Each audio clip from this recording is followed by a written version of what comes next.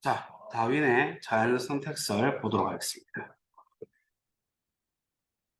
요거 좀 보고 읽어볼게.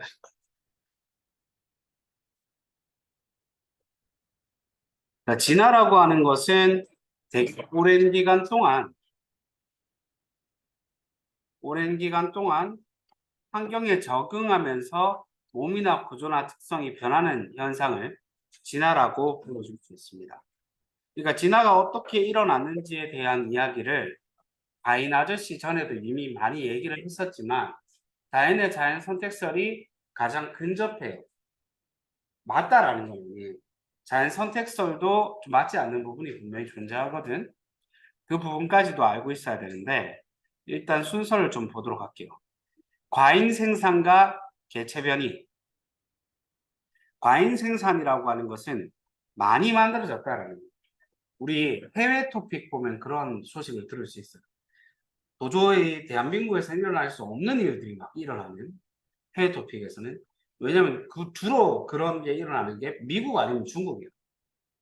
인간들이 많아서 그래. 개체수가 많으면 이런 놈 저런 놈들이 생성되거든. 즉 과잉 생산이 되어야지 다양한 형질이 나타날 수 있어요. 그 형질들이 서로 다른 것을 변이라고 불러줍니다. 근데 과잉 생산이 일어나게 되면 먹이라든지 서식 공간이 부족해지겠죠. 그것 때문에 생존 경쟁이 일어나요. 경쟁을 합니다. 그러면 그때의 자연 환경과 딱 들어맞는 친구만 살아남겠죠. 그래서 그 친구가 자연 선택되었다 이렇게 얘기를 해줄 수 있어요. 그리고 시간이 오래 지나게 되면 자손에게 전달이 되면서 진화가 일어나게 되는 것이다. 이런 이야기인데 기린을 예로 많이 들어요. 예전에 기린이 이렇게 목이 긴 친구들이 아니었고 목이 한 가운데 정도였는데 목 짧은 애도 있고 목 긴 애도 태어난 거야. 과잉 생산되면서. 근데 기린이 너무 많으니까 땅 밑에 있는 풀을 다 뜯어먹어 버립니다. 그럼 나뭇잎을 뜯어먹어야 되는데 나뭇잎을 뜯어먹을 수 있는 건 목이 긴 애들은 뜯어먹을 수 있는데 그렇지 못한 애들은 다 못 먹고 죽어버리겠죠. 그러니까 목이 긴 친구들이 자연 선택되었다. 그리고 그 다음부터 태어난 애들은 목 긴 애들만 태어나게 되었다. 이게 자연 선택설에 대한 내용인데 한계가 있어요. 한계. 어떤 한계점이 있냐? 이게 다윈이 맨델 전 사람이야. 그러니까 맨델이 없으니까 유전이 어떻게 일어나는지에 대한 원리를 설명할 수가 없었어요. 그래서 부모의 형질이 자손에게 전달되는 원리를 모르는 상태로 발표를 했다. 이게 한계입니다.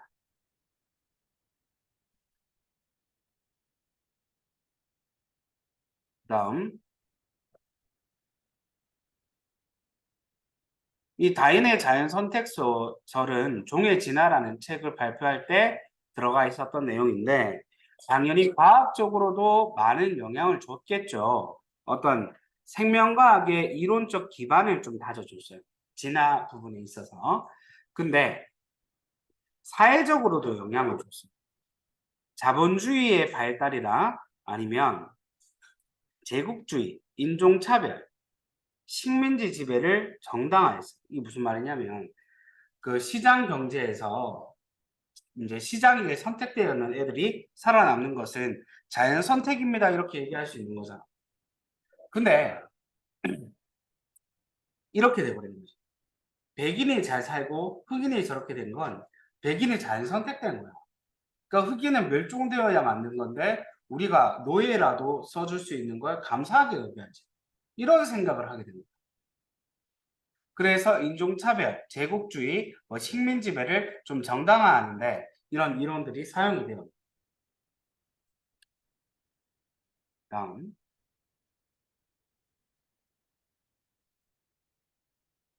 아까 변이에 대해서 얘기를 했는데 변이라고 하는 것은 같은 종 안에서 이게 중요해요.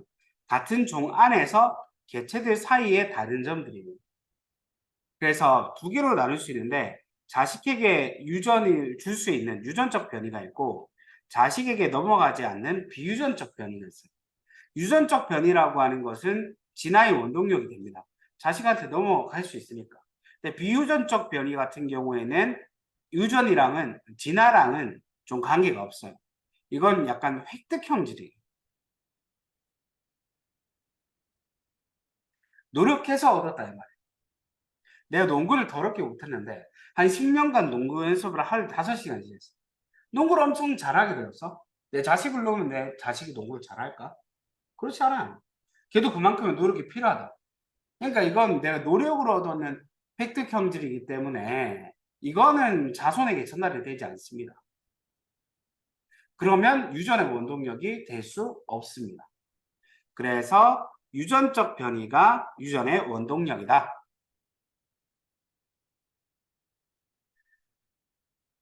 다음, 유전적 변이가 왜 나타나느냐? 일단은 첫 번째로 돌연변이의 예를 듭니다. 돌연변이, 부모의 없던 형질이 자손에게 갑자기 짜잔 하고 나타나는 이유는 뭔지 정확하게 모릅니다. 뭐 비분리가 될 수도 있고 염색체가 DNA의 염기 서열이 바뀔 수도 있어요. 어쨌든 새로운 유전자가 만들어져서 애가 이상해진 것이. 근데 이게 웃긴 게 이렇게 만들어졌는 건 DNA에 변화가 생겼기 때문에 다음 세대들에게도 전달이 돼요.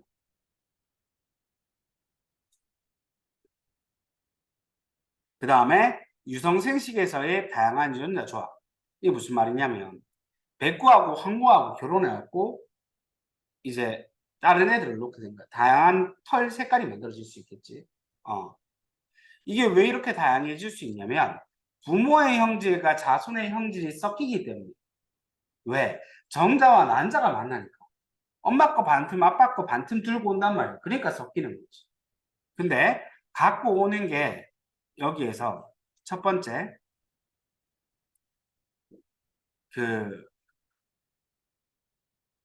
세포 분열 중에 감수 분열, 감수 1분열에서 염색체가 배열될 때 무작위 배열되는 거예요. 엄마 아빠한테서 감수 분열이 일어날 때 엄마한테서 가지고 올 수 있는 거랑 아빠한테서 가지고 올 수 있는 게 두 개씩 세트로 있는데 그 두 개 세트 중에 랜덤으로 자식에게 전달이 됩니다.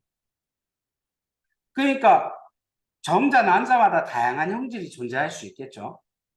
그렇게 만들어진 정자와 난자 중에 어떤 정자랑 어떤 난자가 합쳐질 줄 몰라요.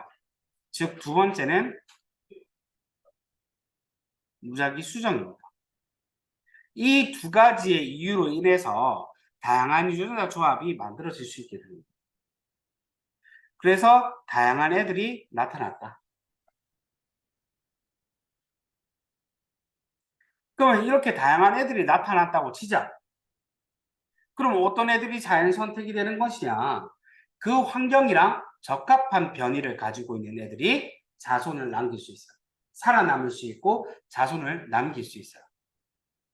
그게 계속 반복되다 보면은 진화가 일어나게 되는 거예요. 그래서 새로운 종이 만들어질 수 있게 되는 거예요. 그 예시들을 좀 살펴보도록 할게요. 일단 핀치새 뿌리. 핀치새는 한국말로 하면 맷새인데 맷새 떼가 살고 있는 섬이 있었어. 근데 군도에 살고 있었어. 군도라고 하는 것은 섬이 굉장히 다양한 애들을 얘기해. 근데 그 군도에서 섬마다 식생이 너무 많이 달랐어.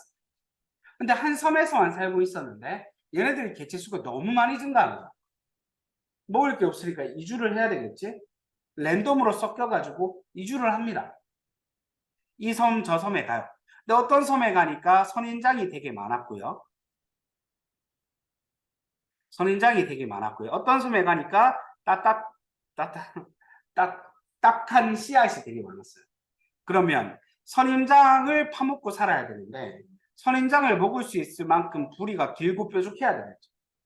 그런 애들은 살아남을 수 있는데 부리가 짧은 애들은 어떻게 됐을까? 못 살아남아요. 선인장을 못 먹으니까. 그래서 굶어 죽었어요. 즉 부리가 긴 애들이 자연 선택이 되었다. 그리고 단단한 씨앗이 많은 섬에서는 이걸 뿌려먹어야 되니까 굵고 짧은 친구만 살아납니다. 부리가 굵고 짧은 친구들. 나머지 애들은 씨앗을 못 뿌려먹어가지고 다 죽었는 거예요. 부리가 짧고 굵은 애들이 자연 선택되었다 이렇게 볼 수 있겠죠. 선마다. 근데 나중에 가서요. 시간이 한참 지나서. 그럼 각 섬에 있는 친구들이 데리고 와서 교배를 시켜봤어요. 교배가 안 되는 거예요. 이게 무슨 말이냐면 다른 종이 되어버려요. 그래서 우리는 거기서 이제 표본 조사를 알 수 있었지. 아, 지구에 이렇게 다양한 종이 출현할 수 있었던 이유는 하나의 종이 자연에 이제 적응해 가면서 이제 유전적인 변이들이 일어났고 자연 선택이 되었다 보니까 다양한 종으로 진화할 수 있게 됩니다. 핑치부리의 자연 선택이었습니다. 그 다음 나방의 자연 선택. 나무 줄기가요. 이게 지류라고 나무 껍데기에서 살 수 있는 친구들이 있는데 이 친구들이 흰색이야. 자작나무 같은 데 보면 흰색이 많거든. 어쨌든 거기에서 얘네들이 살았어. 그럼 까만색 나방은 눈에 잘 띄죠. 그래서 새한테 주로 까만색 나방이 잡아먹혔어요. 근데 공업암화, 공장들이 들어서고 매연이 나면서 지유들이 다 죽은 거예요. 그럼 누가 눈에 잘 띄어요? 흰색이 잘 띄죠. 그래서 흰색이 죽고 까만색이 자연 선택이 됩니다. 그 다음 남모양 적혈구 빈혈증. 정상적 혈구는 이렇게 생겼는데 그 DNA 돌연변이로 인해서 남모양 적혈구를 가지고 있는 친구들이 있어요. 이 친구들은 산소를 제대로 운반시킬 수 없어서 만성빈혈을 가지고 있습니다. 좋은 거예요, 나쁜 거예요? 나쁜 거죠. 근데 이 적혈구를 파괴시키는 병이 말라리아예요.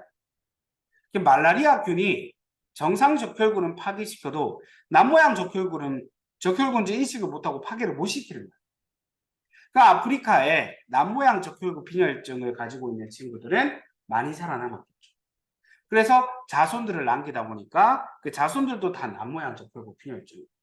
그래서 그 개체수, 빈도 숫자가 아프리카 쪽에 가면은 남모양 적혈구 애들이 되게 많아요. 자연 선택이 된 거죠. 우리는 여기에서 알 수 있습니다. 무조건 좋은 형질이, 우월한 형질이 자연 선택이 되는 것이 아니라 우월하지 않더라도 그 환경만 그쪽의 자연과 맞으면 그게 자연 선택됩니다.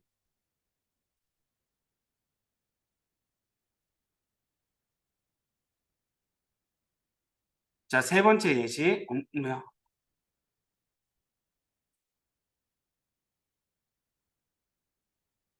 항생제 내성세균의 자연 선택. 자, 세균이 있었는데요. 세균이 항생제를 쓰면 다 죽어. 근데 항생제 내성을 가지고 있는 애들이 돌연변이를 만들어졌어. 그럼 당연히 개체수가 내성이 없는 게 더 많다 보니까 이렇게 놔두게 되면 내성이 있는 세균이 그렇게 많아지지는 않아요. 근데 항생제를 계속 처먹처먹 하다 보니까 사라지는 거예요.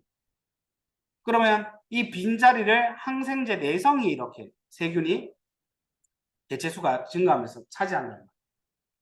그럼 나중에 항생제를 써도 세균이 제거돼요, 안 돼요? 안 돼요. 자연 선택이죠. 뭐 이런 내용입니다. 별로 어렵진 않죠. 다양한 생물의 출현과 진화. 지구 환경은 지구가 만들어졌는 이래로 계속해서 변화를 줬습니다.